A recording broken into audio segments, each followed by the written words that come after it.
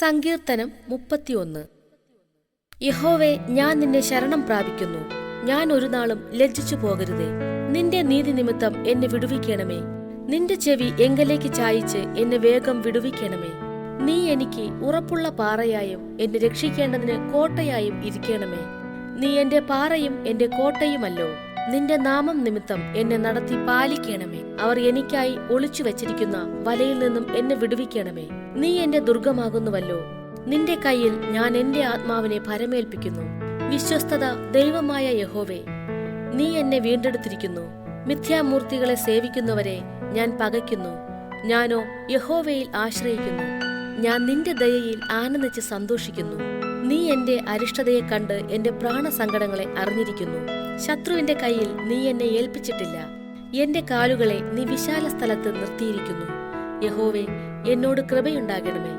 ഞാൻ കഷ്ടത്തിലായിരിക്കുന്നു. വ്യസനം കൊണ്ട് എന്റെ കണ്ണും പ്രാണനും ഉദരവും ക്ഷയിച്ചിരിക്കുന്നു.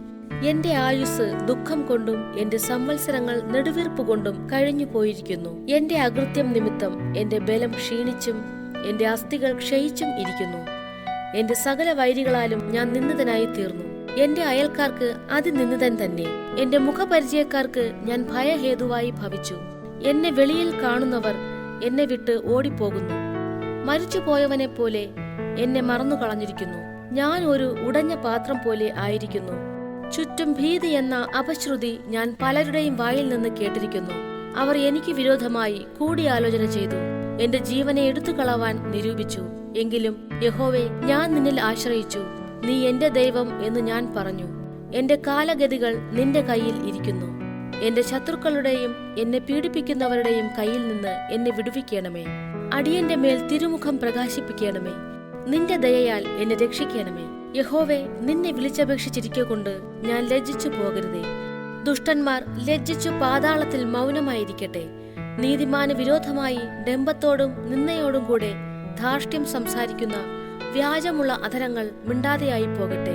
നിന്റെ ഭക്തന്മാർക്കു വേണ്ടി നീ സംഗ്രഹിച്ചതും നിന്നിൽ ആശ്രയിക്കുന്നവർക്കു വേണ്ടി മനുഷ്യപുത്രന്മാർ കാണുകെ നീ പ്രവർത്തിച്ചതുമായ നിന്റെ നന്മ എത്ര വലിയതാകുന്നു. നീ അവരെ മനുഷ്യരുടെ കൂട്ടുകെട്ടിൽ നിന്ന് വിടുവിച്ചു. നിന്റെ സാന്നിധ്യത്തിന്റെ മറവിൽ മറയ്ക്കും. നീ അവരെ നാവുകളുടെ വക്കാണത്തിൽ നിന്ന് രക്ഷിച്ച് ഒരു കൂടാരത്തിനകത്ത് ഒളിപ്പിക്കും. യഹോവ വാഴ്ത്തപ്പെട്ടവൻ. അവൻ ഉറപ്പുള്ള പട്ടണത്തിൽ തന്റെ ദയ എനിക്ക് അത്ഭുതമായി കാണിച്ചിരിക്കുന്നു.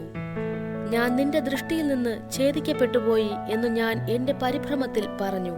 എങ്കിലും ഞാൻ നിന്നെ വിളിച്ചപേക്ഷിച്ചപ്പോൾ എന്റെ യാചനയുടെ ശബ്ദം നീ കേട്ടു. യഹോവയുടെ സകല വിശുദ്ധന്മാരുമായുള്ളവരെ അവനെ സ്നേഹിപ്പിൻ.